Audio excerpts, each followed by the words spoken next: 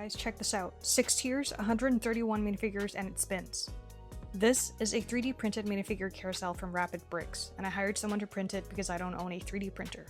So the carousel's from Rapid Bricks. I'm not affiliated or sponsored by them, but I find the design very innovative, and I just want to share with you guys who are also maybe just looking for a fun way to display your minifigures. He sells both the digital file and the physical product of this carousel, but unfortunately because he is a US-based seller, and I live in Canada, which means the shipping fee costs just as much as the product itself. So to get around it, I decided to purchase the digital file and buy a 3D printing service on Facebook Marketplace, which in this case cost me $40 plus the $12 for the digital file, which means in total I only had to pay $51.79 Canadian dollars before tax. Had I bought the physical product and had it shipped to me, it would have cost me around $59 Canadian dollars plus a whopping $40 for shipping, which means I would have paid almost $100 Canadian dollars just for this product. So if you don't live in the US, buying the digital product and hiring someone else local to print the product for you might be a better option if you want to save some money. Back to the design. Each tier consists of these slots where a 1x2 plate or brick would fit, and a torso piece or a hairless minifigure can then be placed on top of the plate or brick. Each slot placement is angled so you can easily see what the torso piece is, and it uses a lazy Susan technique at the bottom. It spins really smoothly, and this particular design has some space behind the slots where you can put minifigure accessories and hair pieces, etc. They actually just released a newer model of this carousel a few days ago, which houses even more minifigures per tier, and the minifigures can be fully assembled. The new design is actually compatible with the older design, so I think I might just buy the newer design next time. Assembly-wise, it's actually pretty straightforward. The pieces are designed to slot together so no glue or screws are required.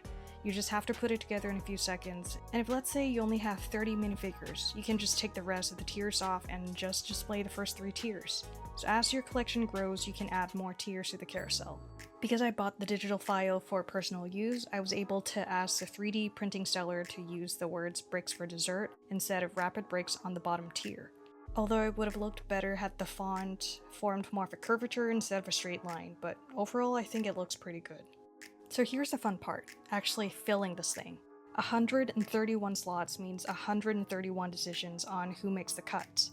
I decided to only include BAM torso pieces and just regular city themed minifigures where I can easily use in everyday mock builds. For example, I have these ones from in-store BAM, and I also have these ones where I ordered from the online Lego Pap website. And to start, I picked 1x2 warm gold plates to be placed in each slot, as Lego does not carry warm gold in 1x2 bricks yet. And I just want that grand look, which is why I chose this color. The only issue with using plates and only torso pieces is I would have to spring the arm that's facing the inside of the tower up in order to fit the torso piece in place. But that's not really a big issue, and if you were planning to put the whole minifigure here, then it wouldn't be an issue at all. And voila, 131 minifigures on a spinning display. I really like this design where you can clearly see each minifigure and while still have plenty of room for storing any minifigure accessories. And I can bet you it'll be quite a conversation starter when you have visitors over. If you want to check out this product, the link is down below in the description. Here's what I want to know from you. Comment down below how you store your minifigures. Do you place them in drawers or do you display them using base plates?